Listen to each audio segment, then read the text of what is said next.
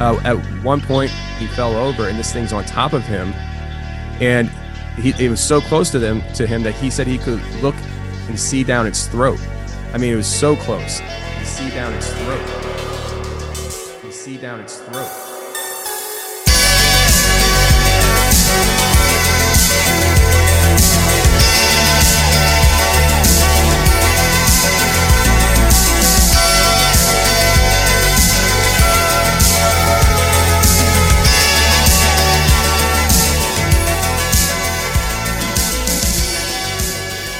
Hey, welcome back to Blurry Creatures. This week we have Tony Merkel from the Confessionals Podcast on the show. Tony's a good friend of ours and a fellow truth seeker in this crazy space. We're all Christians, and it's great to have some, camaraderie, companionship when you're trying to tell the truth. We talk about his new documentary about Dogman and also what it's like podcasting, pushing back, and we just had an off-the-cuff conversation towards the end. I enjoy this one, and I enjoy Tony, and he's moving to Tennessee. So, let's go. But if you want to support this podcast and keep the lights on Blurry Creatures, go to blurrycreatures.com/members. Become a member and help us do this, and keep pressing back, pushing back the darkness, and doing our best to bring truth in a world that seems like it's constantly full of lies. Thank you so much for supporting Blurry Creatures, leaving a review, telling friends. Can't say thanks enough. All right.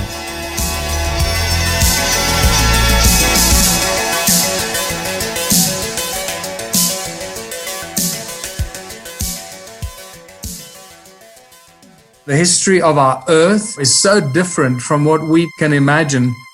The Smithsonian, if they found out about a large skeleton somewhere, was to go get it.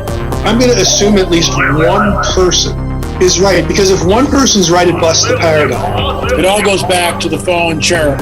And the problem with the modern day church, they have a very truncated view of the supernatural. This backdrop that's just pregnant with all kinds of meaning associated with this Mount Hermon event. Welcome to Blurry Creatures. And this guy defects from the kingdom. That's a big deal.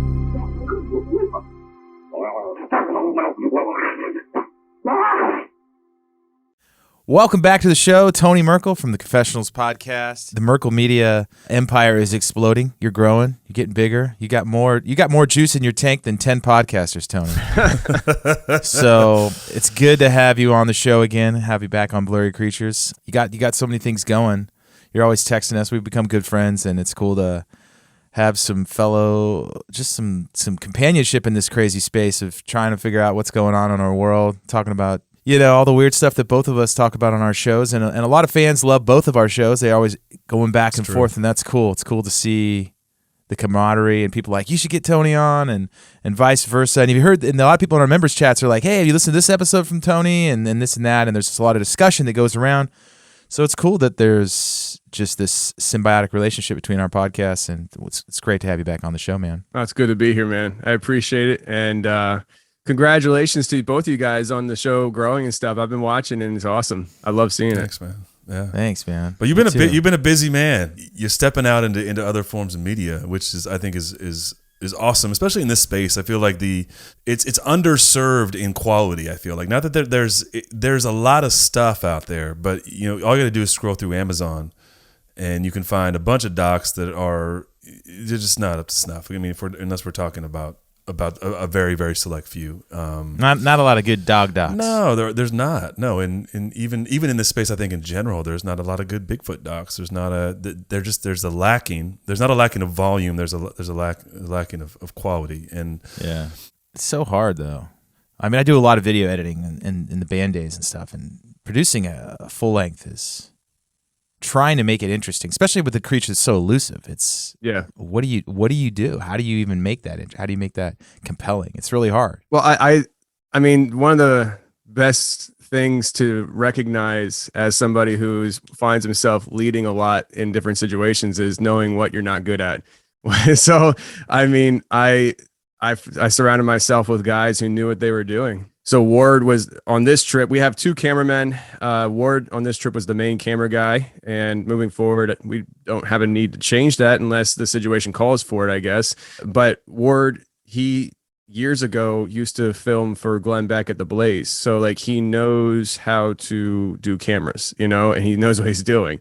And so even though it was a different format and, carrying a camera through the woods is not standing still in a studio and all that stuff, he knows cameras, which is very important. And then there's Christian, who's done stuff with different TV channels, and he's a treasure hunter, and he has a really, really good eye for the storyline of something. And while we're out there and we're doing our thing, in his head, he's already picturing the final product, planning it together, piecing it together. And between those two, they handled everything. I mean, I didn't have to do any video editing, nothing like that. I showed up, we filmed, we did our thing. They did all the production. We did the VIP release last Friday, and I hadn't seen the documentary till last Monday. I had no idea what it even looked like. And so I just trusted them, because they knew what they were doing. So that was a big thing off my shoulders. And I think that's kind of how I keep things moving around and stuff, is that I just surround myself with people who are good at things that I'm not good at. And together we get cool stuff done. Yeah. It's kind of like, the band days, you find someone who's great at the drums, and then you figure out, it's this relationship of everyone has their skill and they bring it to the table, and that's awesome. And we didn't really kick off the show very well. You're working with these guys, producing a doc called Expedition Dogman. Yeah, I don't even think we said that, so sorry for listeners who don't know what we're talking about. We just dive in. I'm awful with like promotion, marketing, self-promotion, all that stuff. Hi, I'm Tony Merkel. I host the Confessionals Podcast, and now I'm doing documentaries. It's called Expedition Dogman, and what happened is slash organic chicken farmer. Agrarian master. Future agrarian master. Yeah. Plan on what you guys are talking about is I'm moving to Tennessee with you guys, and next month. And so I'm going to be getting chickens, building a greenhouse, goats, all that fun stuff. But yeah, so last year we had an episode with a guy named Kyle, and he's from Kentucky, and he contacted me about this terrifying experience he had in the woods when he was 15. And it was really like one of those stories you walked away from just like with your jaw on the floor. And really, like, if you're a skeptical person when it comes to these bizarre creatures people say they see and stuff, like, you really walk away from that saying either that guy is telling the truth or he's crazy, but a really good storyteller.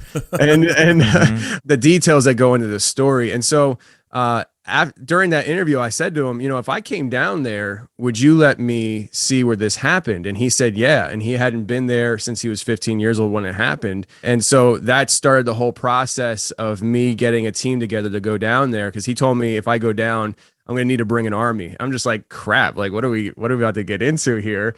And I wanted to bring in a team of 3 other guys down with me. I did have a lot more guys, and they started dropping off. But, God found a way to provide the perfect team, because these guys just, we meshed so well on this week. And we went down to Kentucky, and we hunted the Daniel Boone National Forest for a week for this Dogman. And it was an experience for sure. There were some really bizarre things that happened during this week. And I'm at the point now, since we did the VIP release last Friday, we're releasing the documentary to the public on March 25th on the YouTube channel for the Confessionals. And I'm ready to talk about what happened. So like, if you guys don't think you're going to ask me a wrong question, I'm ready just to lay it out on the table, because some bizarre things happened down there. And even leading up to it, my mindset of what Dogman could be started shifting and changing, even down onto the ride down there. Like, I was listening to some things that I almost wish I didn't hear going to Kentucky to hunt the Dogman. I was like, oh, I wish I didn't know that. I don't need to know that. Let's put it this way. I looked in my back seat and I saw a box full of ammo. I was like, I don't know if I have the right stuff here. So, yeah, dude, right. It's got to be like that scene in Tremors. Remember when the tremor comes through the wall and and they have all the guns, and they were shooting with the elephant gun. Remember that? Yes. Yeah. Oh, dude, that was that movie scared me to death when I was. Dude, it scared me to death as well. But I always think like the they were the survivors, and they had this arsenal. If anyone has seen the movie, there's like these giant worms live underground. And they breaks through the wall. And this couple that has like a whole artillery in their basement just starts unloading on this thing. But Tony, yeah, what you're saying reminds me of like when I was in college. It's funny. I remember the Blair Witch Project came out, and there was all this like weirdness around like it was a pseudo doc, and was it true? I remember watching it, and kind of getting spooked the day before I went camping, and so then I'm camping in college with a bunch of buddies after watching the Blair Witch Project. So I'm staying outside their tent, stacking up rocks, right, to try to mess with them. But when you start prepping for these things. Like, I would love to hear it. Talk about what the perception and how it changed on your way down, and then because I think that's a good lead in. I think if everyone's going to watch the doc, and we assume that most of our listeners will go check this out. It's going to be, we've Nate and I have got to preview it and seen parts of it and not finished it yet. It's amazingly well done, and I would love to hear about your thought process, sort of as maybe really an intro for our listeners too, as to get into it, understanding like what they're going to see and how you mentally prepared for that and how that changed. And then we'd love to hear about the weird stuff, man. Like that's what we're here for. All right. So going into the trip to Kentucky, going into just the thought of Dogman, traditionally for me, I hear so many different types of stories and people lump it together underneath the category of Dogman. But from a while ago now, I think what people are experiencing is several different things going on, but they don't know how to describe it, so they just call it all Dogman. I was like, I think some people are coming across this like wild, beastly thing, and then when you start having other people saying things like, it popped up in their house, and there was no sign of breaking and entering. It just, something inside them told them to look to their left, and all of a sudden there's this dog standing there. Like, that's more demonic to me. And so I was kind of like categorizing things like that, and then leading up to the week we went down, I didn't even plan it this way. I had done some Dogman type interviews, and one was with another podcaster, and he had this thought of, he has this like theory that I had never heard before. I'm sure other people thought of it, but it was this metaphysical Dogman. And he talked about how he believes that these are from another realm, and the longer they're in this realm, the more physical they become. And he had his own theories as to why that was, stemming back to his own personal experience that he experienced with several other people. And it wasn't until years later that when he was comparing notes with them, that they saw something completely different than what he saw, and it shifted his paradigm. So I started thinking, okay, if these things are from other realms and stuff, you hear scientists like, I always forget his name, but I think it's Ernest Moniz. He was on the Chelsea Handler show years ago, and they asked him about the upside down, kind of tongue in cheek. And he's like, well, we actually do dabble in parallel universes. And that was groundbreaking back then. I think it's still groundbreaking now for a mainstream scientist to say something like that. I guess it all depends on how you view certain things as to how far you're willing to go down those thought processes. But I mean, just in the sense, like, I know all three of us are Christians here. I mean, like, just in the sense of the spiritual realm, there's definitely other things going on in other realms that we can't reach out and touch, And so it's not that foreign to me. It's not that hard of a concept for me to grasp on that kind of level. And so if these things are coming in from other realms, what are they? So you start thinking, okay, are these things, demonic? But then, they seem very physical. Like Kyle's experience in the woods that night. I mean, the only reason why he survived that is because his hunting dog intervened. There was physical repercussions for that. I mean, so at one point, Kyle's on the ground, he fell over, and this thing's on top of him. And it was so close to him that he said he could look and see down its throat. I mean, it was so close. And by the way, this is episode 335 of the Confessionals Podcast. And then there's another point where several points where he says that his dog intervenes, and this thing throws his dog through the woods. And so he thought his dog was dead. He found the dog the next day. The dog survived, but it was just torn to pieces. So there's physical aspects to this. It wasn't just all in his brain. I started thinking about that kind of stuff. And I'm driving through central Pennsylvania at 4:00 in the morning. I had to take the long way to Kentucky because I'm in the Philly area and I can't go through Maryland with the kind of guns and ammo I had on me.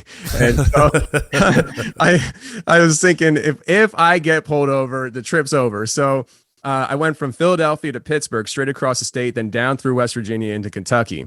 And I'm central Pennsylvania, and I'm listening to, I don't know if you guys are familiar with Tim Pool. He's a YouTuber, and I was listening to him they're talking, whatever, but it was in October, the beginning of October. And so they were just kind of like, not focusing on it, but they had a little bit of a spooky theme going where they were like talk to somebody about a spooky experience or something. And it so happened that they had their one podcaster, Shane Cashman, in studio where they were just gearing up to start a new podcast through his media company. Shane had said that he was interviewing a woman who was a member of like a school of mystery.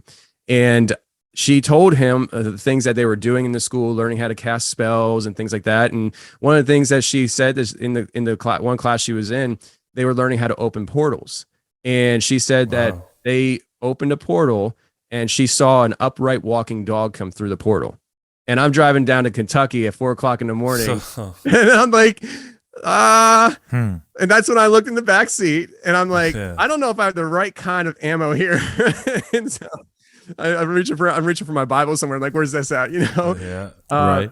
So I get to Kentucky, and one thing I'll tell you, and you guys being so close to Kentucky where you live and stuff, maybe you're more familiar than I am, but I had no idea how big the Daniel Boone National Forest was. It is huge. I remember seeing a sign about entering into Kentucky, and then shortly after that, I saw a sign saying that I was entering into the Daniel Boone National Forest. I look at my GPS, I have over an hour to go yet. I mean, like, I think to myself, like, I'm going to the Daniel Boone National Forest. I'm going to be staying in the Daniel Boone, yet I still have an hour to go. I'm thinking to myself, how big is this place? Turns out it's really big. And so I get down there with my team and we start prepping for the week, and we meet up with Kyle, and, the week ensues from there. And we had interesting experiences. The first day, Kyle took us out Kyle has seen these things twice in his life. Once when he was a kid at 15, and once I think he was like a young adult. And the second time it was nothing major. He said he just coming out of the woods with his dogs, and this thing had crossed the road, and it was real fast, real brief. Kyle says that down there, the culture is different, and he and his family acknowledge these things exist. He's not the only one who's had experiences with these things. In fact, after his first experience in the woods that night, he was with his grandfather who was in the truck that night. And he gets in the truck and he's like, drive. And he's telling his grandfather what happened. And his grandfather, right after this thing happened to him, he said that his grandfather told him that there are things out in the woods that he's not going to understand. And he has to come to grips with that, because if he can't, he's not going to make a great hunter. Like, he has to just understand that these things are out there.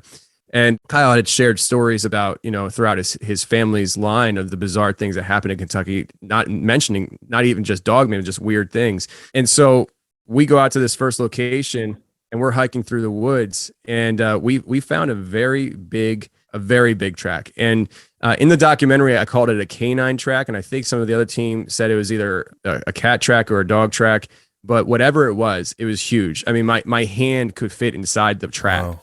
And you could feel the toes, and it was very interesting. It was only one track we found, but whatever it was huge. And apparently in Kentucky, the same thing applies as Pennsylvania, where the governments say there are no mountain lions in those states, even though in Pennsylvania we know they're here. It's just for whatever reason the government doesn't want to acknowledge that.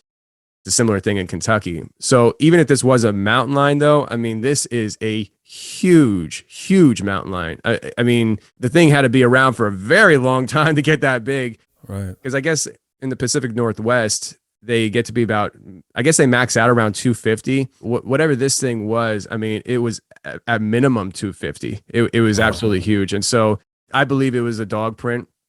Kyle kind of was unsure because of the condition of the print, and he was our tracker. I mean, he's very good at tracking. And so that was our first day. I mean, we got that on film, and it was pretty interesting. But then as the week got unfolded, it just got weirder and weirder. And the Dogman thing's so fascinating, Tony, because obviously we've talked to Dark Waters about Dogman, and I was going to come on. I remember I talked to you a while ago about talking about the Dogman I saw as a kid, and there's just this weird blend of, some people think it's a physical creature, some people think it's a demon, some people think it's all the above. And we talked to Roger Saker up in Minnesota about sort of this portal that he has on his property, and the Dogman that came out of his. All kinds of creatures came out of these portals. And we talked to Tim Alberino about portals and stargates, and there is this weird conversation, especially with Christians, of where do these things come from? Do these portals exist? And they seem to be more than just demons. And I think that we just slap that on everything we hear about. Oh, it's just demons. But the more you get into it, the more confusing it is. Like, there's something, demons seem something specific, and these things they sound like they could be influenced by them, but they're not. Yeah. You know what I mean? They're not, it's not the same. And I thought it was interesting too, Tony, and what Nate's saying is the way you're describing these encounters is like very much apples to apples, like Bigfoot. Like, you have this thing that is physical, that interacts, and sometimes picks kids up, and sometimes breaks trees and throws them.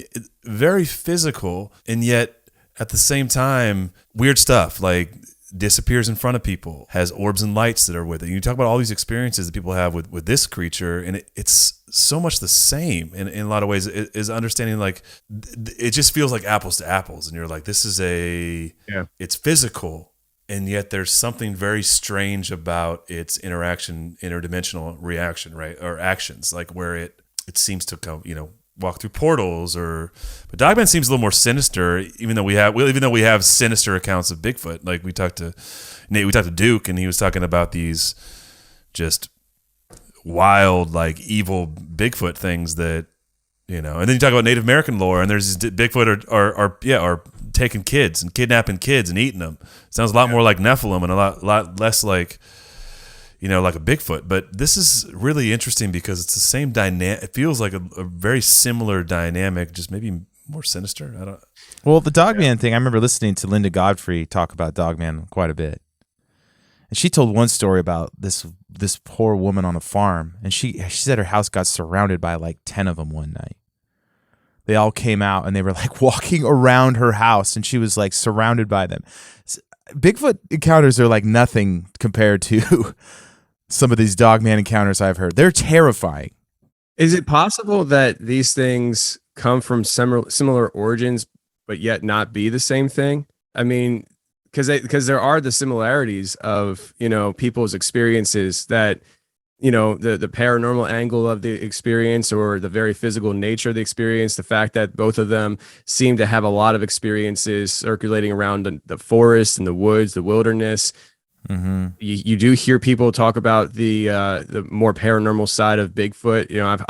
I don't know if it's true or not, but you hear people talk about how they almost have relationships with these things. You don't hear about that as much with Dogman, except for the fact that I think at least twice, but I know I just can't remember the third one. I think it's been 3 times in my show I've had somebody talking about Dogman as a child, their experience, and it was an incredibly different type of experience than what you get as an adult.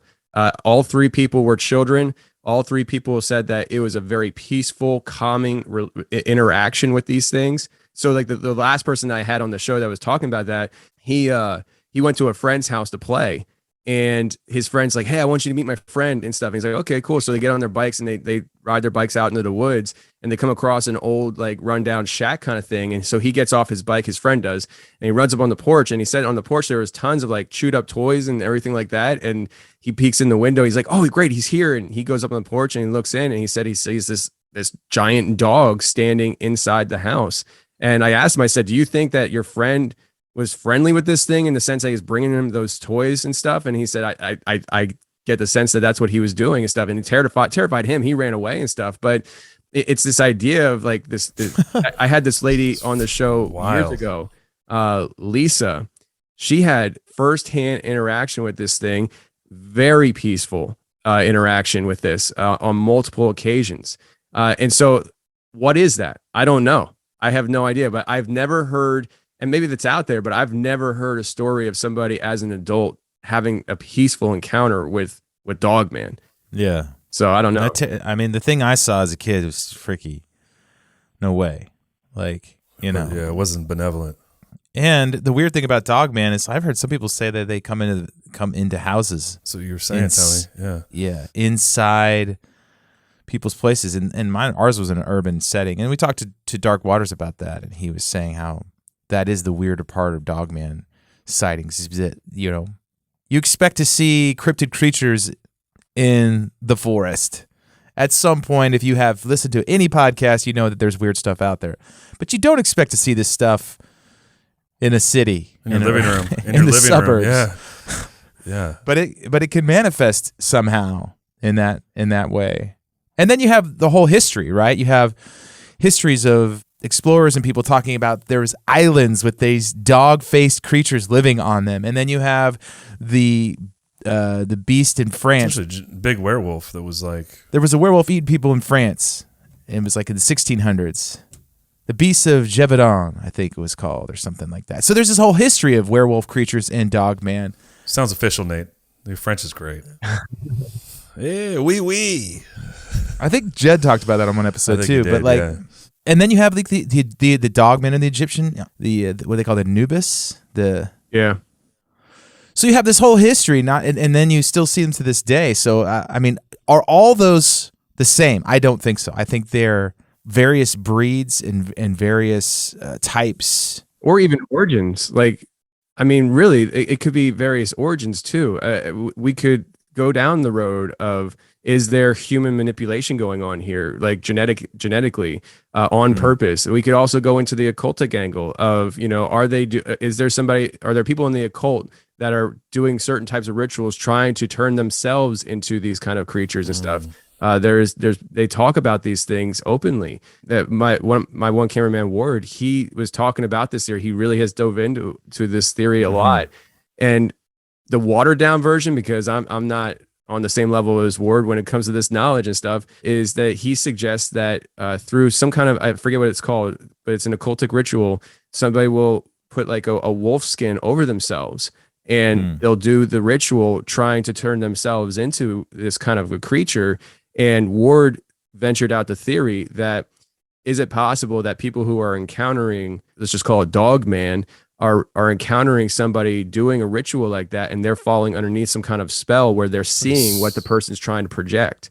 It's like a skinwalker. I mean, it sounds exactly like a skinwalker, the shamanic sort of ish, man. I mean, that's...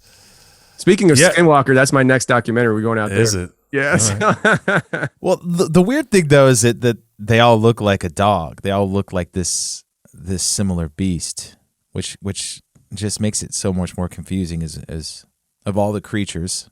That's the thing that these things manifest as.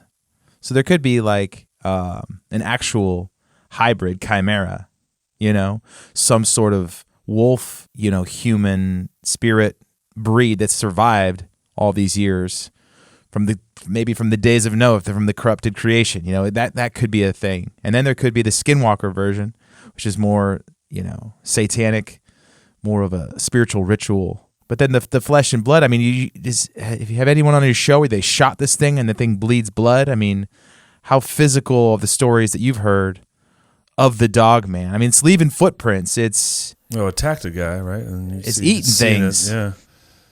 Well, I'll tell you, I don't think I've had anybody on the show talking about shooting a Dogman. I know I've heard stories of such where somebody shot a Dogman and didn't even phase it. Like it didn't, and like they had rounds that should have silver bullet. It should have killed. Right? Maybe they need to start packing a silver bullet. Was it a silver bullet? That's probably why. Yeah. Well, it sounds like the Skinwalker Ranch thing, like in some ways, where they had that. I mean, how much you dove into that, but there was this giant wolf creature that showed up, and they shot it a few times, and then nothing happened to it. It sounds like what you're saying, and man, it's dude, this is wild stuff. The Riverwinds talked about a Skinwalker.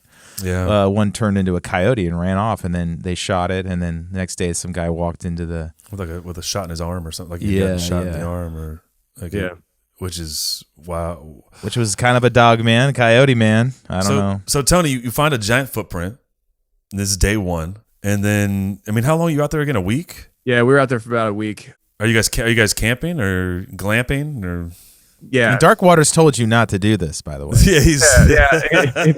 Yeah. Like he told me several times leading up to it that, and I'm not going to repeat in Dark Waters fashion, but he told me I was stupid for doing it. And so I figured, why not have him on the documentary too? So one night before we hit the woods, we called him and had that in the documentary, and he's sharing his thoughts of how dumb I am. But we only got to day one. So yeah, I mean, what happens after the footprint?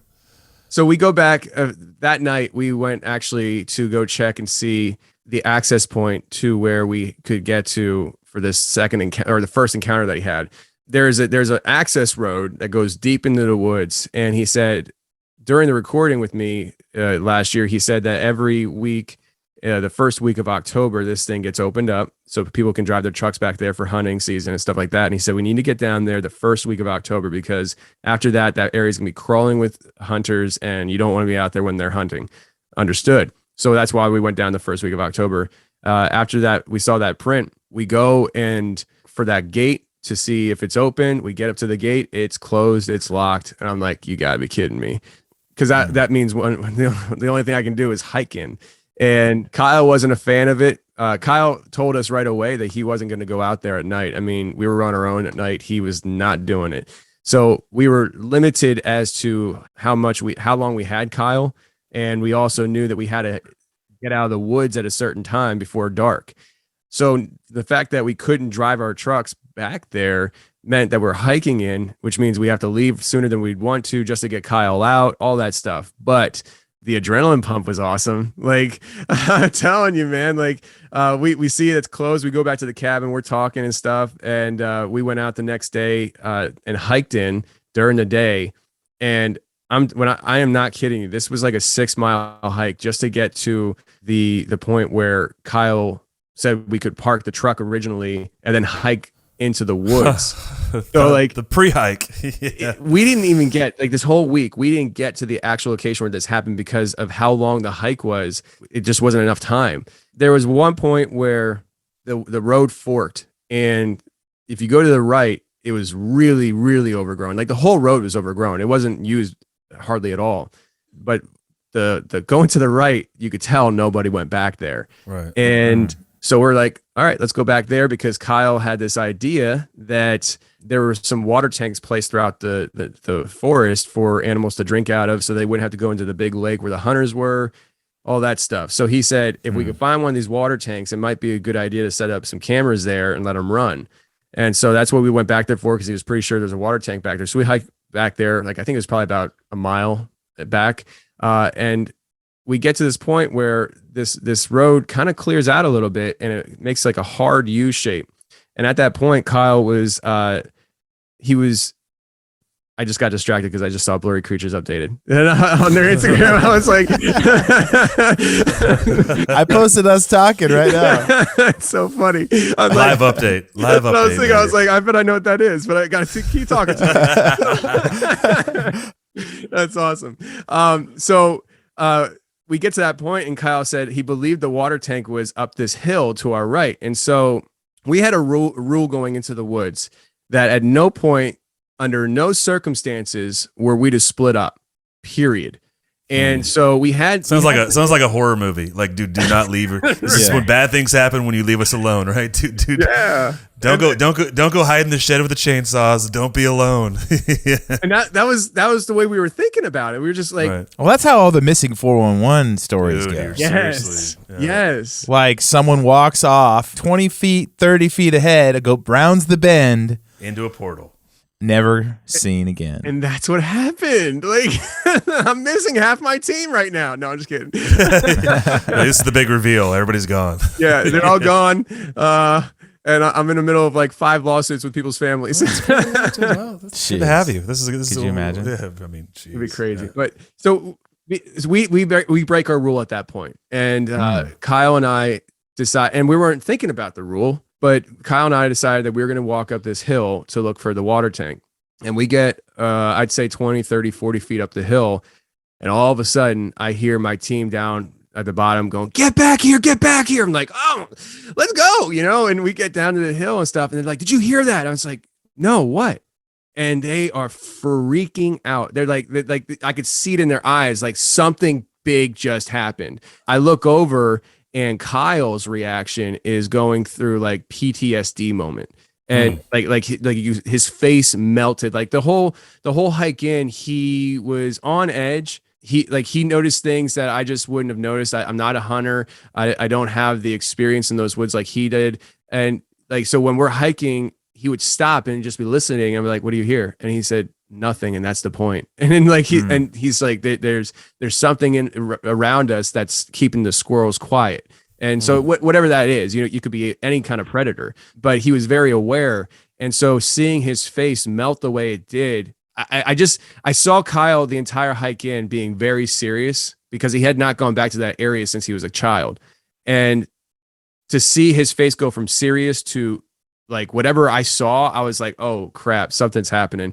He walks away, sits on the trail, puts his head between his legs, just trying to like, I guess, block out everything that's going on. And I start talking to my team, and I'll tell you this is the big focal point of the documentary. I don't want to spoil it for people, but I will tell you this. There was something very, very large and very, very strong about 20 to 30 feet away from my team in the woods. It made itself known. It made its presence, them aware of its presence. We're talking about something that's probably on the metaphysical level. It's one of the most bizarre thing. It's the most bizarre thing I've ever gone through. And I didn't even go through it. I wasn't present. And the two guys that saw this, they were stunned. They were stunned. And so I break my rule again at that moment. And we're talking, and Ward he's like a tactical guy. I mean, he does like self-defense training and like guns, all that stuff. And he's the guy that out of all of us that was just like the whole time we were there, he was like, okay, this is the tactical way we're going to do this, that, and the other. And I'm actually surprised he said yes to this. I remember looking back at, and like, I could see in his face, he's like, this is a really bad idea, but I'm going to say yes because I know I'm outnumbered anyways. We took a vote. It was unanimous. We sent Christian and Joel off by themselves to circle around this hillside because in the moment we believed that this thing ran up the hill to go down the other side of the hill, and this road wrapped around that hill. And so we said, okay, guys, go ahead off by yourself and try circling around and pushing it back up towards us.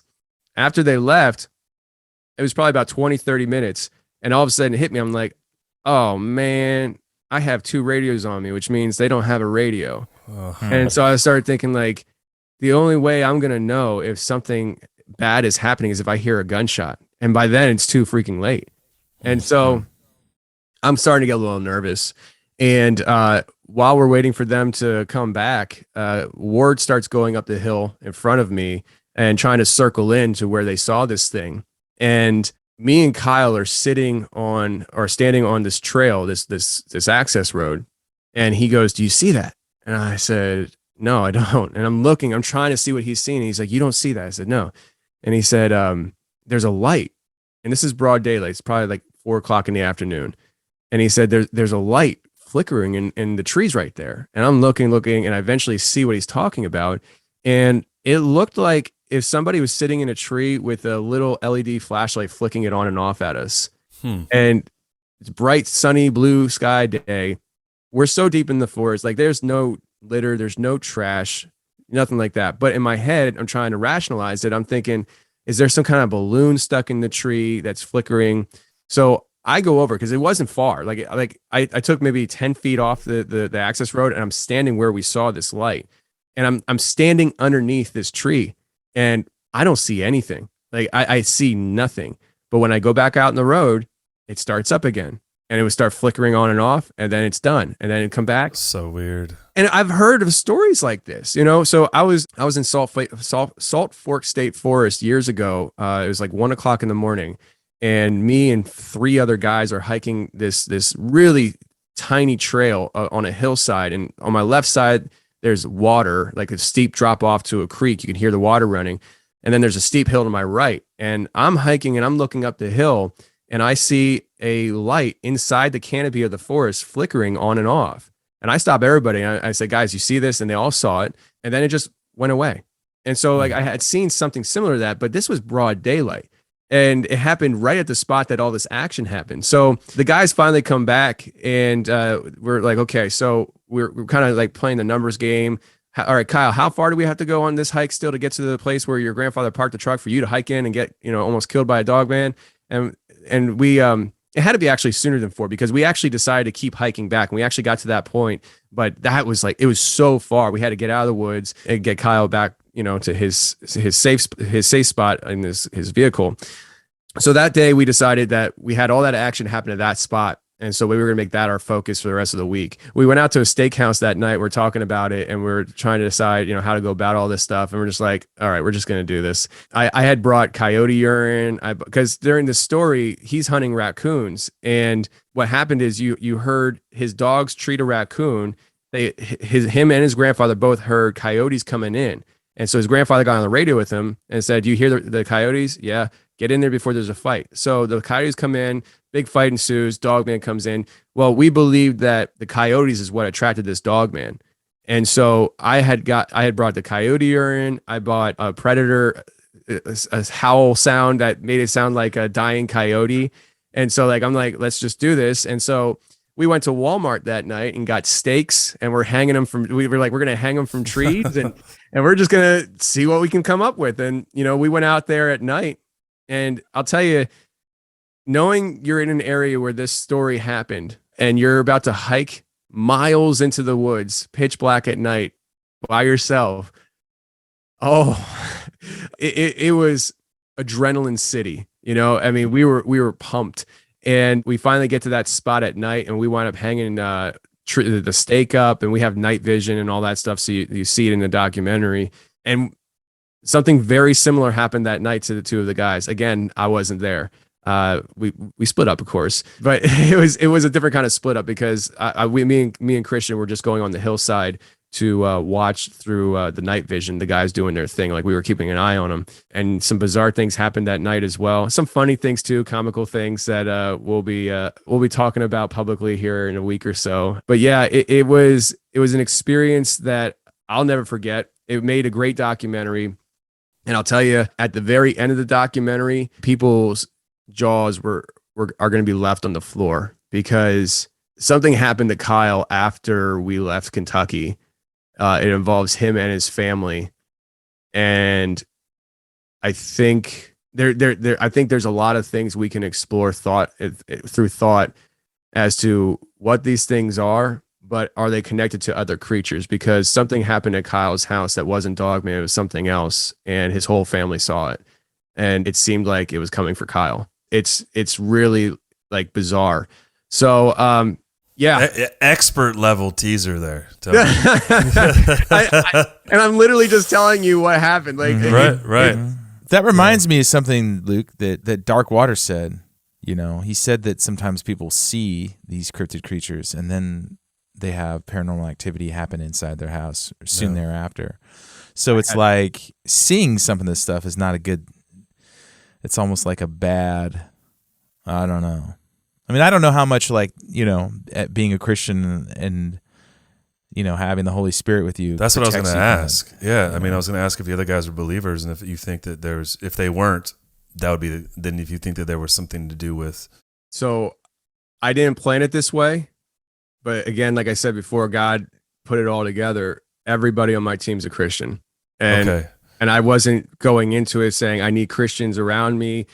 I had a bunch of guys planning to come and they were dropping like flies and I'm scrambling and I wanted a bigger team. I wound up having 2 cameramen and Joel. Everybody's Christian. And I thought that was an ordained thing. And the chemistry we had in that week, it's cemented in all of our minds. Everybody wants to pursue more of these documentaries and we want to do it together. This is the team, period. Yeah. So I think I was just wondering because I wonder, like Nate was kind of getting at, is you wonder. It's interesting to see that they had 2 of these crazy experiences and you weren't there, which is interesting. That I think it's maybe the interesting thing about this whole space in some ways too is that some people have some sort of predisposition or some predisposal to having experiences, then some people just don't. And you may be in the same, locale. It's crazy. So I am, I think, in a sense, but that's been changing recently, and I don't know why. So in the documentary, you'll see me talk. It's not really focused on, but I did see something the day we were taking down the cameras. We were wrapping it up. Ward had already left. I just saw something real brief as I was scanning the tree line behind me before I turned my back to take this camera down. All I can say is whatever it was. And again, I have a hard time even saying I saw it because it happened so fast. And I when I look back real fast, I didn't see anything. But whatever I saw, it was ashy gray. Very large, and it was walking up the hillside behind a downed tree. So I saw like the head part, like side profile, and it was gone. I literally was turning my head. I jerked back real fast, and in like a split second, it was just gone. But I will say this: something really bizarre happened in my house last week, and it was I don't know how to describe it, but it happened to me and my wife. We were down here. It was late at night. I'm in my studio, which is in my basement. And I'm working, and we're talking about the documentary. It's gonna be dropping. So we're talking about Dogman. Ward had just sent over a picture earlier that evening of I think a friend of his at church sent him. It was a trail cam picture in their backyard, and they caught a very weird looking dog. It looked like a mangy dog to me, coyote or something. I don't know. But the person who had the picture, I guess, had several other pictures, and he had done some measurements, and he thought the estimation was from ground to the top shoulder was about 40 inches, which is really big. I mean, that's not a coyote big, or that coyotes would never be that big as far as I understand. But anyways, so I was talking about that. I was looking at that with my wife, Lindsay, and we go upstairs in the kitchen, and we're getting ready to go to sleep. And, we're having some clementines, the midnight snack. My cat, which is the only pet we have, is sitting in the kitchen right in front of us. We're talking, and all of a sudden I hear and feel, and she feels and hears something walking in my house. And the reason why I know the general location was in my house, the downstairs is hardwood floor. Once you get to the stairs and all upstairs is carpet. What we heard was, it sounded like something with nails clacking on the floor, like you would hear a dog across a hardwood floor. Jeez. And we felt it, like we felt the thudding, like it was heavy, and it was sounded bipedal. It was very weird. We didn't hear anything after that. It was really quick. It happened for maybe 5 seconds and nothing since. And I've been working down here till like 2-3 o'clock in the morning since then, and nothing's happened. It was very weird, and just kind of put this idea in my head. I was like, can you kind of put a target on your back by giving things the attention, I've been doing this stuff where I talk to people about their personal experiences for 5 years now.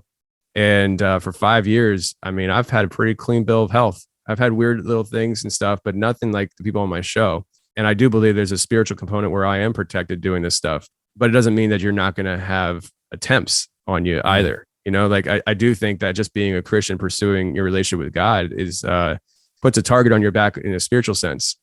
Yep. And, I don't know, but I wouldn't say we were scared. We were just kind of weirded out. We're just like, that was weird, So yeah, to do it, take that for whatever it is. That's crazy. It's funny, Tony. Like we had, I don't know if I told you this, Nate, or not. We were recording one night. I think I did tell you this. We were recording one night, and Nate and I were doing an episode. And my wife she usually just does whatever. Like when we record, like she watches the shows I don't want to watch on Netflix or what, the things that she's around. But she comes running in here, and she's like, can I sit in here? I'm like, yeah, I guess. So she sat on the floor here, like in the dog bed with one of the dogs. And I'm like, what's going on? And it wasn't until we wrapped that she's like, I don't know what you were interviewing or who you were talking to, but something very big walked by our bedroom window. I saw it walk by our bedroom window when you were recording, and it freaked me out. And just for reference, like our master sits up enough that like if you were that I'm 6'5", and like I can't look in the window, it just made me think of that. I don't know if I've even talked about that before, but it was like bizarro in the sense that like, and I think you are onto something. I don't know that we in this space, because we do a similar thing, but I feel like whenever you are a threat to the kingdom of darkness, you're going to get a pushback obviously, right? Whenever you're pushing back the darkness, you're going to get, and I think to this point, it's always been some sort of validation that in my mind that you're making a difference for the kingdom of God, because if you weren't a threat, there's not a whole lot of reason for the enemy to mess with you. Otherwise, unless there's some sort of more ulterior motive to you're not a believer and they want to scare you into some sort of whatever it may be, right? But there is something to that, I think. Sometimes when you walk places and tread places, you have a hedge of protection, but it doesn't mean that things aren't going to walk by that hedge, right? Or walk by or circle your borders to try to instill fear. So I'll tell you, this is something that I recently started talking more about, and it's nothing that I was ashamed of at all, obviously, but for years, I felt like the time just wasn't right. And so I was very guarded with who I told this to and how often I talked about it. But I don't know, over the last year or so, it just felt like the Holy Spirit was telling me it's time now. And so I tell people when it comes up, and I'll say this story here, the confessionals started because God told me it was going to start. God told me that this was what's going to happen. I wasn't pursuing being a podcaster. I was into the Bigfoot stuff. I had my own little Facebook group, whatever, driving truck, and I was happy driving truck. I miss driving truck. It's a lot of fun for me. But I'm driving down Germantown Road in Philadelphia, and I felt the Holy Spirit tell me that one day I'm going to be podcasting, and I'm going to be working alongside of Wes Germer from Sasquatch Chronicles. And I was like, I didn't know Wes, wasn't friends with Wes. Nothing like that. Like I was like, that's weird, but I got in the habit of when I felt the Holy Spirit telling me something, I would tell my wife so that she would be like my witness to whatever I felt the Holy Spirit telling me is fulfilled. And as I didn't pursue it, I was just like, well, I'm not really that interested in that idea. So, God, you're just gonna have to make that happen because it just wasn't up my alley. I just didn't really care to do it. And, about a month later, I backed my truck up into the dock at work. I was wrapping my night up, and I got a FaceTime call from Wes Germer. And I'd never talked to the guy in my life. We were not friends. And he talked to me about 45 minutes. And in our first conversation, he's telling me things like, I think you'd be a good podcaster. And I'm just like, I knew you were going to say that, bro. It's just one of those things. I was just like, dang it, I can't believe this is actually happening. And so I say that story to tell you and the audience, I guess, is that like from day one, when I started this, like it was something that I knew I was supposed to be doing. I never, and I still don't pursue it as a ministry. I'm an entrepreneur. I've always been a business guy, and I've always treated the confessionals in that manner. I wanted to grow it. I wanted to make it into something that I could, feed my family with and things like that. But God uses it the way he wants to use it. And it's just been really fascinating to see over the years how as imperfect as I am, like I don't pretend to be anything that I'm not. Like I'm very rough around the edges. I say things that I regret all the time, on the show, off the show, about people that I care about. Like I just say things, and sometimes I'm like, oh, bring that back, and I'm very hard on myself. I feel like there's a lot of times that I've killed my witness, but in those moments, God's just like, no, you really underestimating me. We've gotten emails from people all over the world over the last 5 years of how the show has either like awoken them spiritually towards God, and they're pursuing a relationship, or they're pursuing the idea of a relationship, to people saying that they are Christians now because of the show. And the most, I guess, radical transformation that I got notified about is this guy in Australia. He emailed me about a year ago telling me that because of the show, him and his girlfriend started going to church, and they became Christians. And I thought, that's amazing. I don't talk about that stuff a lot at all, actually. I got a folder in my email that I keep all that stuff in. So when I get bombarded with something really negative and it's messing with my head, I read through that just to remind myself that, I'm doing good in the world too. Mm-hmm. And so it's more personal. But I recently talked about this on a member episode, and it turns out that guy's a member as well, and he heard that. And so he emailed me an update, and he said, since last year, we gave our lives to Christ. We've been going through Bible study courses to learn the scripture on a deeper level. They've been baptized. They got married. And I'm just like, holy crap, And so, and all that comes from a show talking to people about their paranormal experiences. And it's just, it's so wild to me because like, I never, like, I don't go on the show to preach, today we're going to be talking about John 3:16, guys, like it's not like that, like I talk to people where they're at in life, whether they're Christian or not, I don't care. I just kind of, whatever worldview they come into this conversation with is where we're going to roll with. And we're just going to have the conversation. I'm not going to waver on my beliefs. Like, I'm not going to say something that I don't believe just because they don't believe it, but it's just funny how it all works. And, I think that there is a real spiritual component to all this. And with what you and your wife what your wife experienced, it really makes me feel like there is an active spiritual component when it comes to people like us doing what we do. And I think your wife might have experienced that. Like it's crazy, but then it's like, okay, so like, let's just say, like, you don't know what it was. Right. But like, let's just say it was Bigfoot. What, in my backyard. I'm back up to a 400-acre farm here, so I mean, I guess. But here's the thing. So like what Nate was saying earlier about how these things popping up in urban settings. So like you just those kind of things make you say, okay, what are we dealing with here? Okay, what are we dealing with here? Okay, what are we dealing with here? Okay, what are we dealing with here? Okay, what are we dealing with here?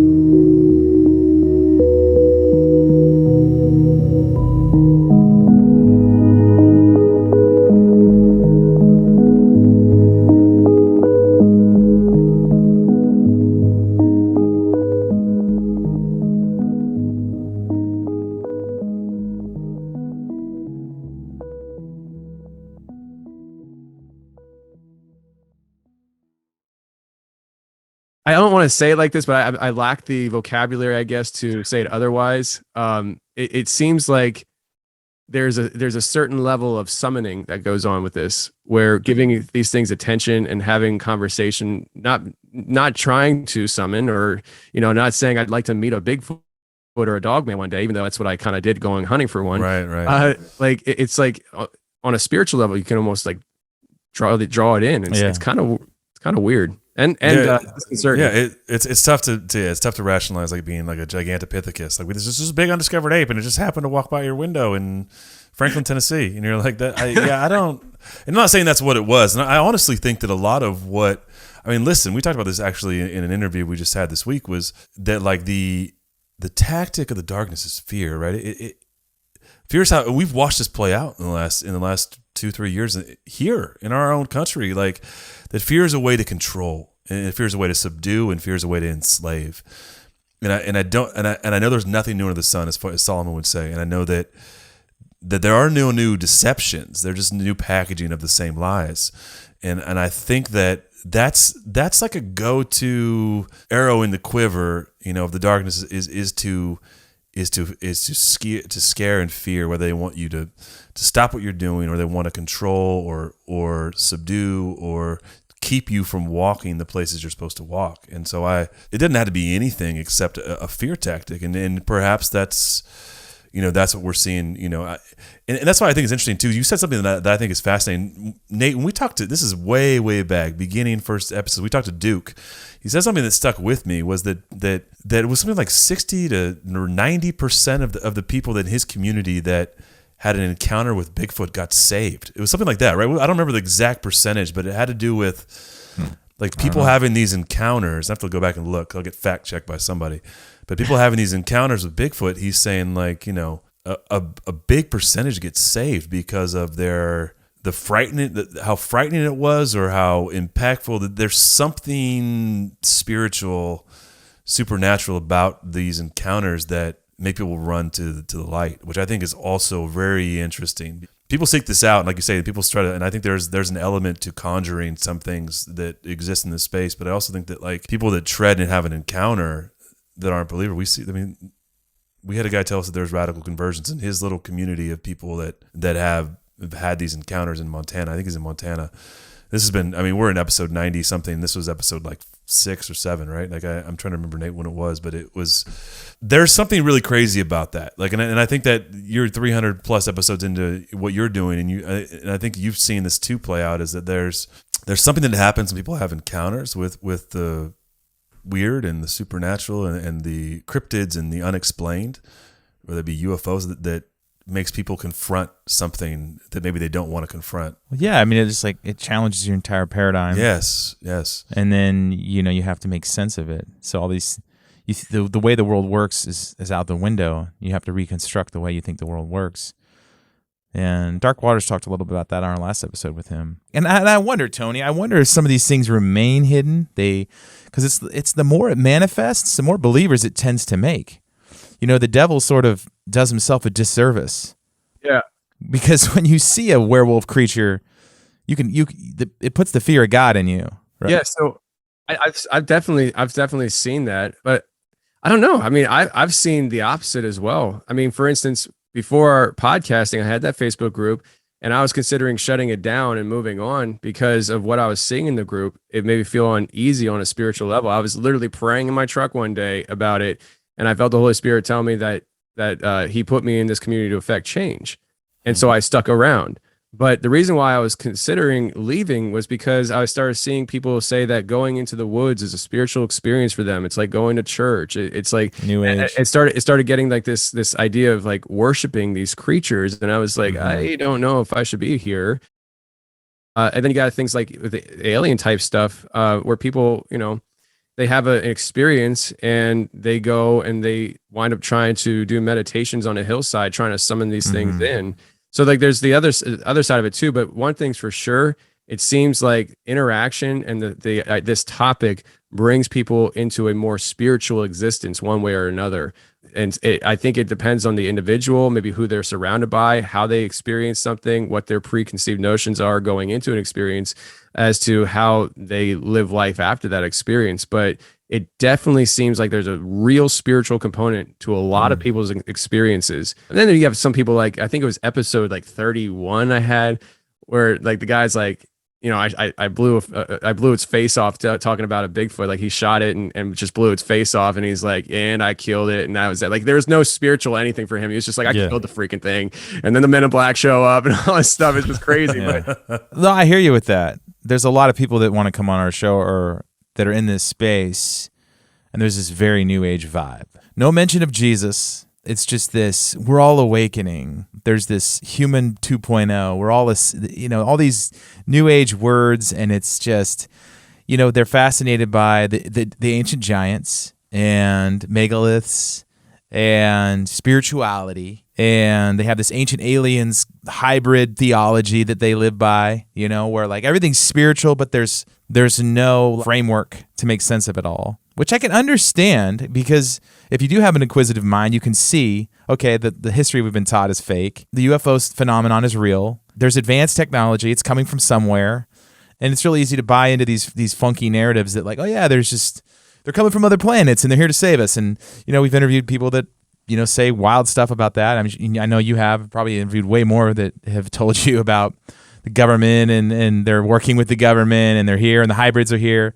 But it's sad that the new age, sort of those narratives are just pumped in, and you just want to just reach out to people and be like, you don't even realize, like, you're totally being deceived right now. You're totally being lied to, and it's a tough conversation. But I still think that Bigfoot and some of these cryptid creatures are a really good gateway drug to getting your life right with God in this really funny, bizarre way. Because we get those emails too that you were talking about earlier, like, our show's a little more on the educational side. We bring on the experts, and that tends to get people to be like, man, especially a lot of Christians are like, I've been going to church my whole life, but never heard the Bible got boring to me, and now it's not, right? I mean, literally take the entertainment that's in Hollywood that they build so much stuff that you pay for, like, just read your Old Testament. It's there, right. Like the Marvel movies, right? Those are super huge, but like, most Christians have never heard of David's Mighty Men, and like those dudes were Marvel characters, like they were legit.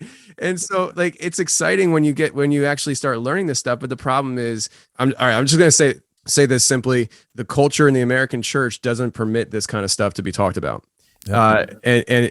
And that's the most gentle way I can say it on somebody else's show, because I don't want to like you can say whatever you want. I get extremely heated about it, and I just don't really care really who hears what anymore when I say stuff about people that actually know me in real life, kind of thing. I stopped going to a church for very, very similar things that we're talking about. Like I was talking to a guy, I was in leadership at the church, and I was talking to a guy about the stuff that I do, and he was asking about the Nephilim, and I was telling him what I knew, and he's like, maybe I'll sit down with the pastor and talk to him. And I said, that's a great idea. And so he planned a time to sit down and talk to him, and it was like 2 weeks later, and he sits down, and the first thing he hears is, yeah, about the Nephilim, I don't know much about them. And it's not like I blame the pastor for maybe not knowing per se, but you had 2 weeks to look into it at least a little bit, but there's no desire in the modern American culture in the church to look into these things. It's become very business oriented, like let's just make sure we say things to keep people coming back. We don't want to scare them with anything that's on the edgier side. But you want a zombie movie? Go look at Ezekiel, the Valley of the Dry Bones. That's I'm trying to do.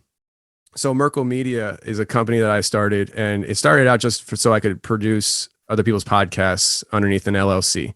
And now it's kind of expanding into, let's see how far we can take this thing. Let's take back the culture. Let's create culture. And one of the things that I want to do is comic books, kids cartoons, things like that. And I think a killer comic book series would be focusing on the Valley of the Dry Bones and going into making a storyline based off of that. I think that'd be really cool. So I'm talking with some artists right now, but I think it's really important for people like us to really kind of see what's making the culture right now, whether that's in the church or outside the church, and kind of combat it equally instead of conforming to it. I think as Christians, we're supposed to be culture shapers, and we've been for a very long time being molded by the culture. And that's just, I'm guilty of it too, throughout my life. But as I've gotten older, I just kind of gotten grumpier, and I get fed up with it stuff. I'm just like, no, I'm not having it anymore. Right. So I'm not the best person for how to teach how to win friends and influence people. You're not Carnegie, huh? No, that's fine. It's fine. It's difficult. You get to a certain age, and like Dark Waters was saying, he's like, it just requires. There's some people that just will not. They will not look at the evidence. They won't. And it always boggles my mind how many people have so many open. They have their mind is completely open to like angels mating with humans. And then you even present them with an idea of like Bigfoot, and they're like, I don't know. You know what I mean? And you're like, where's the disconnect here? Like, think about how much harder it is to believe that an angel and a human procreated and created these. And that's totally in their realm of possibilities. And maybe because the Bible says it happened, right? The Bible doesn't talk about Bigfoot, but I don't know. It's always fascinating, like how the selectiveness of how much they open their mind to things. Yeah. And obviously you do a show for 5 years and you hear crazy things, and you're friends with, other podcasters who hear crazy things. You share all these stories. And it's like more is true than false, and in truth is stranger than fiction. So, people always email us like, you guys are so open-minded. It's like, well, you have to be, because it just gets weirder and weirder and weirder. It gets extremely weird. And at doing this, you have to be willing to venture into thought and outside of your current understanding. And that's not to say that when you're venturing into that thought, you believe it all right away or ever. Exactly. But you have to be honest about it. And in order to be honest about it, you got to explore the thought with people. And that's why I approach the show the way I do. Like, I'm a Christian. I don't change that ever. When I have somebody on my show who's clearly a new age person, and you don't hear me chastise them, that's not what my show's for. It's not what my show's about. I don't do that. And also, like, you don't know what happens when I stop recording, you guys probably know this. There's times you go to sit down to record somebody, you had a long conversation before and then after, and it's just like, there's a lot of conversation going on that doesn't get recorded. And that's when I feel like I'm supposed to say something to somebody, I do it in private. because I know that my message to somebody might lose its teeth if I do it in a way where they feel like they're being embarrassed by thousands of people. Mm-hmm.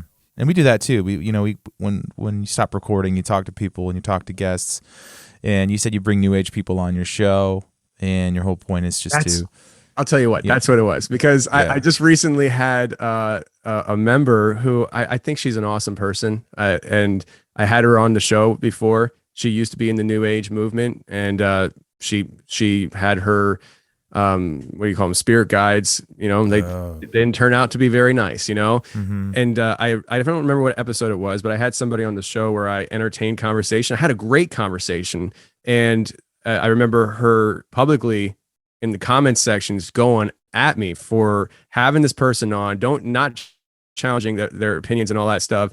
And I'm just like, we're over 400 episodes into this. Like, you should know that I'm not going to do that publicly ever. That's not how I operate. But you new? Are you new here? This is right. Like, and I know you're not, and so I said that. I mean, like, it's just not how I operate. If you want somebody to go at somebody, like, that's just not this podcast. I'm sure there's plenty of them out there that would do that. It's just not. That's not how we do it here. And it's not that I'm accepting everybody and their beliefs as perfectly fine, but I do accept people where they're at in life, and we build from there. And I think there's a difference there.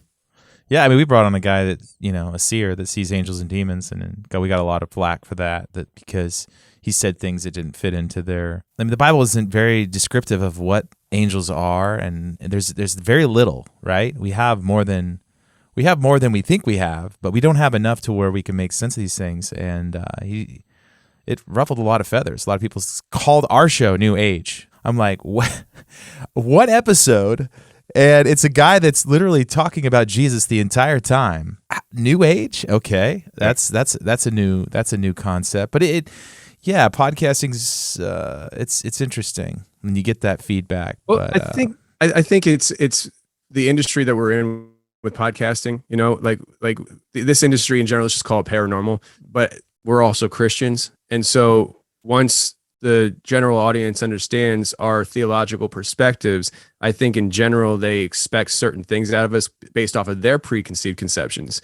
And so, and because you have thousands of people with their own individual preconceived conceptions all angled at you as the podcaster is never going to produce something that everybody agrees with and that everybody's okay with.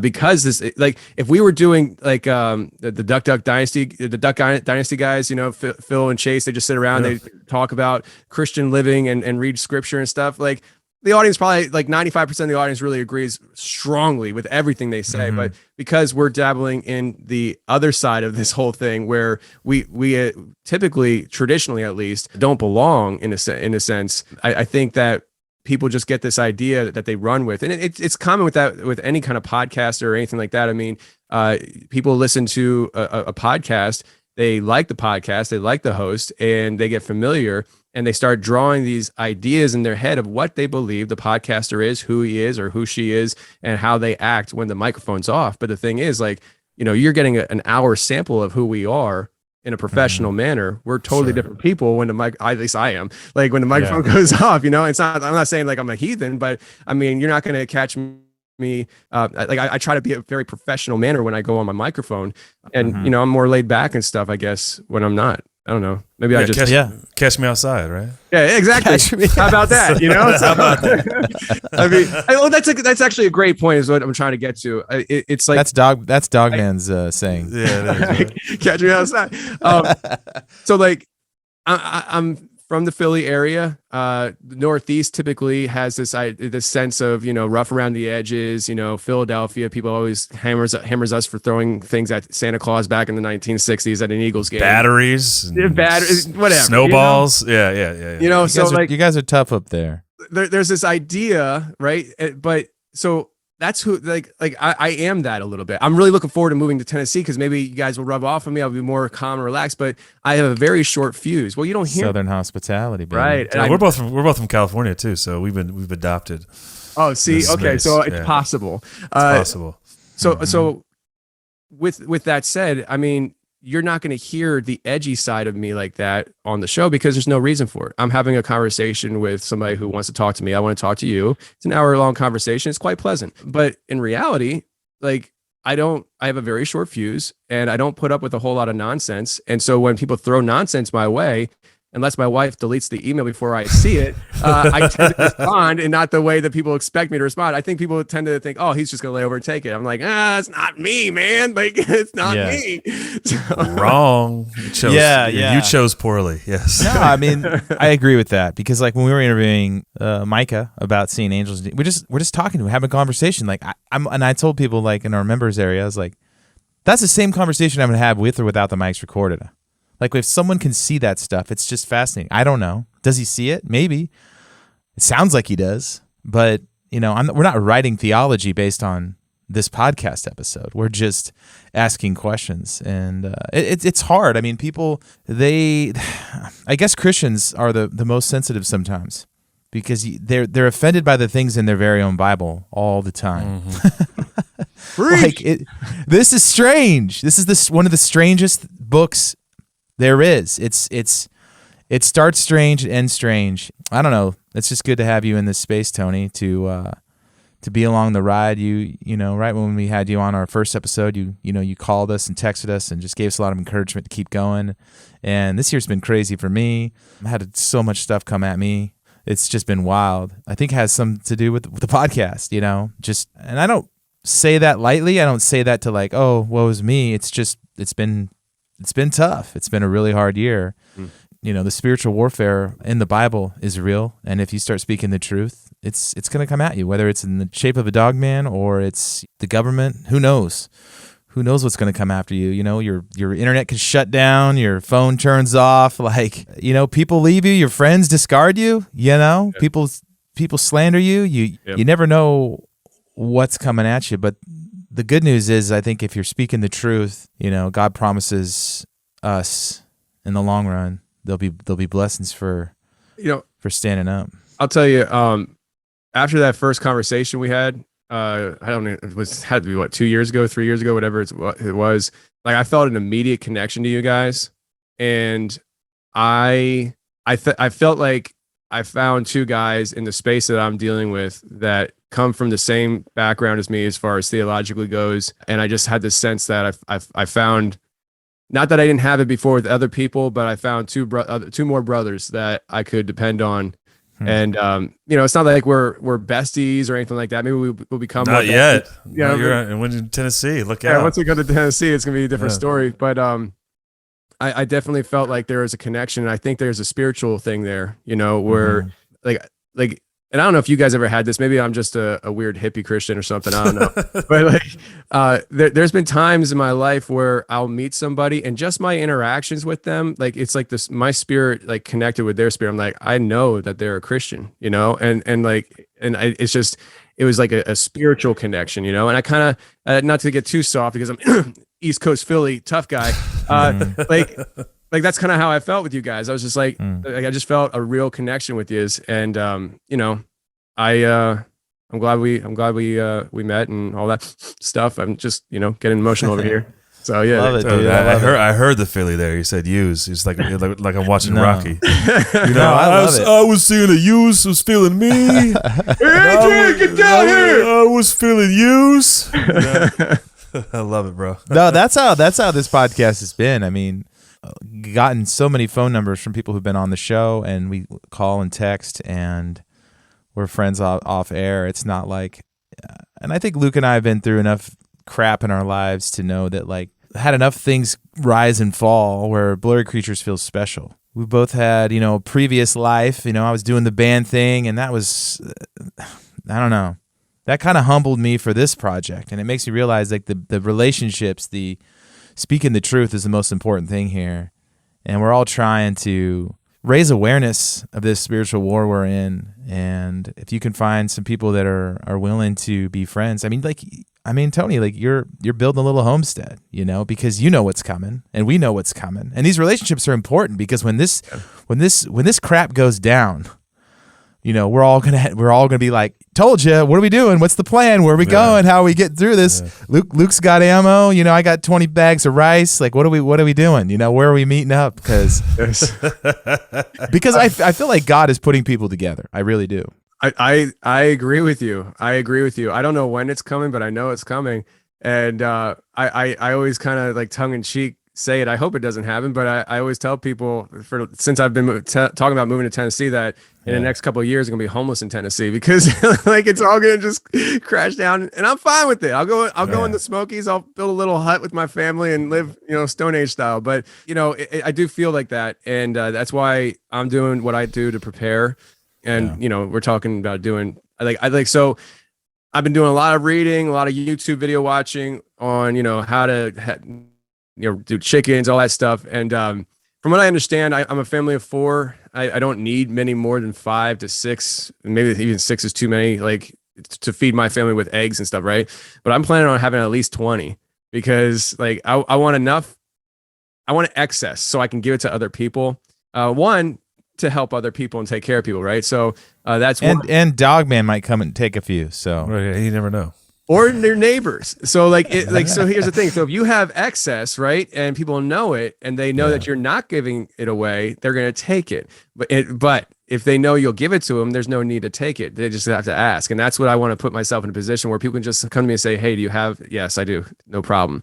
Because like where I live around here, I thought about before we decided that we're going to move to Tennessee, I did think about, putting up a greenhouse in my backyard here, getting some chickens and all that stuff, even though I'm in the suburbs and it doesn't really look right for this area. I was thinking about doing it, but then I start thinking like, if it's going to happen the way I think it's going to happen, all my neighbors, they're going to be nuts. They're going to be crazy because when you put people in a position where they've never been before and they don't know how they're going to put food on the table for their kids, they're going to do things that they never thought they would be doing. Mm-hmm. I don't want to be sleeping in my backyard guarding my food, So I was like, I think I need to move somewhere where people generally are more on the same level as me. Independent. And so I'm heading down there. And definitely don't want to be in the city. That's for sure. No, or even close to it. Like I don't want to be in this area. And it's so funny because like heading down there, people have been reaching out to me, and some of the just listeners, I have no idea who they are, kind of thing. Just welcome me to the area. The old, if you needed anything, just reach out to me. It's like, thank you. Thank you. I want a casserole when as soon as we move in. I like lasagna. Perfect. Yeah. So, but then there's been people that I didn't know were in the area that tell me, oh, you're moving to Tennessee. That's where I live. And, this one YouTube channel, they focus on guns, and they have like 50,000 subscribers. And they had just last year subscribed to my YouTube channel. And we started talking, and turns out where I'm moving, I'm going to live 10 minutes away from the one guy that has that channel. And so like, I have my little army already. So like we got so what I'm basically getting to saying is, you guys will have my address. Come out to my place. I have the army. I have food. Right. Bring it all out. Eggs will be the currency once the system crashes. Right. So you'll be set. It'll be eggs and ammo. We're gonna be trading just like it's the old days. So I'm not trying to turn your show into a prepper show, but I'll just say people need to start buying of non-perishables. Okay. They're talking about toothpaste being $10 a tube this summer, and I mean, inflation's a real thing. So buy 2, and when you run out of one, go out, get 2 more. Don't use the one that you saved, and just start stocking up. And in reality, I mean, like the food, canned goods and stuff, I mean, that could be currency in the future here. I mean, buy it now while it's cheaper. It's expensive now, but it's going to get more expensive, and people are going to want to trade for that over getting a $20 bill that's depreciating. So right. Yeah. And I do think that, podcasters have this unique place in this whole time frame, because the cool thing about your show and our show is that, and even just as big as it gets, like Joe Rogan, right? It's almost like people can trust it more, because it's just like, okay, I only have to figure out if one person is BSing me, versus an entire corporation and a system of fake news. Like, it's just like, do I feel like this person is leading with their heart? And if they are, then I'm really going to have this relationship. And so we can bring on anybody who we want on the show, and they could just freely speak, and there's no congregation, there's no corporation, there's nothing yet that can shut us down. I mean, so they're going to find a way. Yeah. But right now, it's just it can really speak to somebody, because it's like, man, did you listen to that podcast episode? It was two people having a conversation. It's a very powerful thing, and I think God is using it, and it's cool that we've connected. We feel the same with you, man, and that just you encouraged me big time in the beginning, just like, yeah, man, the Blurry Creatures has legs, and we just got to keep going. And you said that to me, just keep going, do not quit, just don't quit. That's stuck in my head since that conversation we had. Just keep going, just keep making it, keep producing. I think there was something in there like, don't be a loser, don't quit, something like that. I forget what it was, but it was tough love, right? Losers quit. Yeah, but I mean, it's easy when you're editing your whatever show and you're like, what am I doing? Yeah.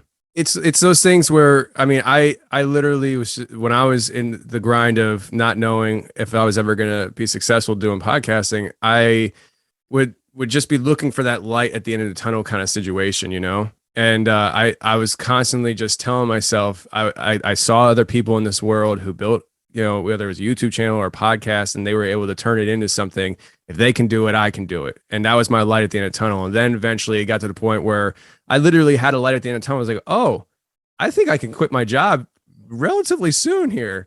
That's my light, and then eventually happened. And it just kind of kept on going that way. So, I just try to encourage people where I can. And sometimes I fail at that too. So no, it was timely, because, obviously I was telling Luke yesterday, like, Blurry Creatures, it's got to be my hustle now. Like, it has to be. And I'm trusting God it will be, because, just the events that happened in my life this year. And I'm, just rolling the dice and hoping it's going to work out. And I trust God that, if we keep pursuing the truth and keep building, it'll get there. And it is. And it's just, it's cool. It's just, it's cool to see you're doing it. And you encouraged us to think that, oh yeah, we can carve out a niche too. And keep going. We appreciate you, man. Thanks for being a friend in the space. A couple guys just were trying to figure out what we're doing and plow ahead. It's like Nate and I had podcasts before this, but this was really like I don't know, just everything. Like you're saying, like your story. Our story is similar in the sense it just feels like we're kind of getting directed. Like even the way the episodes fall together is interesting. Like so, man, we appreciate you. We appreciate your encouragement and just being a friend in the space, just being a friend in general outside of this media platform. Love you guys. Yeah. Same, yeah, bro. We're still we want to be busier, but we still got to get all the other crap out of our way. Yeah, we've got a few hurdles to get over. But Tony, let everybody. When are you coming to the land of the lakes? Yeah, first land off, between the lakes over here. Yeah, when are you coming over the hill here? Isn't there a lot of Dogman activity, land between the lakes? Rumored. Yeah. There's a lot of stories coming out of there, and I don't know when, but I'm gonna be over there. That's for sure. That's close to us. And when do you need when do you need two guys that are pretty decent shape? Well, here's the thing. To come along in the documentary and have some firearms, maybe. Better be. Okay. So. Well, I officially lost them all in the boating accent, but maybe have a few, right? Yes. Yeah. I see. I have bad memory. Me too, apparently. Yeah, right. We were fishing together. Remember that? That was that's right, when we met. Yeah. Remember, I got hit on the head. That's bad memory. Nate hit us both, and then So I mean, here's the thing. I mean, I'm a content creator, and I'm not like I always wear that hat. So yeah, I mean, if you guys want to come along, it bodes well for everybody if we do something together. And we talked about that when we first started talking about the other guy. We were talking about doing the documentary stuff, and I guess that kind of fell through. But I was Roger. Roger told me all the activity died down. So, dude, I was ready, man. I was like, I was too. Oh, let's freaking go. But I called him, and it was just like, he was saying that it just kind of all dried up. So. Yeah, I figured if we go all the way up there in Minnesota and nothing happens, be like, Nate, what'd you get me into? Here's the thing. I mean, so it's all about how you go about it. You don't want to go to a place that back in 1965 there was a Bigfoot sighting and not much since. Like that's boring. That's what I thought. But like if you go to a place that had so much stuff happening, just the storyline itself, it writes itself for you. And that's what I do. Like, so me and my brother are still planning on doing more of like these action vlog type stuff where we put on YouTube and we go out in the woods and whatever, we're filming ourselves kind of thing. And what we do is we try to find places that are interesting with multiple storylines. So like the last place we went to, haunted forest, Bigfoot encounters, Dogman encounters, and we went to a World War II prisoner of war camp where they interrogated Nazis. There was our storyline, plenty of them to pick from. And we just put ourselves in the environment and had some fun. We did have some weird things happen that night. But yeah, I mean, you're not going to, with what we do, you're not going to hit a home run on everything, you know? Like there's some YouTubers that have very similar format YouTube channels, and every video they put out is just it'd be a home run episode for me, you know? And it's because they're faking, you know? They're putting it on. But well, if you want to come, Tony, heck, we have to go to the mounds at night and film for Dogman because there's a mound over here. That we should actually do. This is not just like a joke. We should. Me and Nate went one night and we figured out that we were wholly unprepared because you had to cross the river, or you had to walk through a really sketchy area where I figure in this part of the country you might get shot for walking around someone's property. So. Yeah.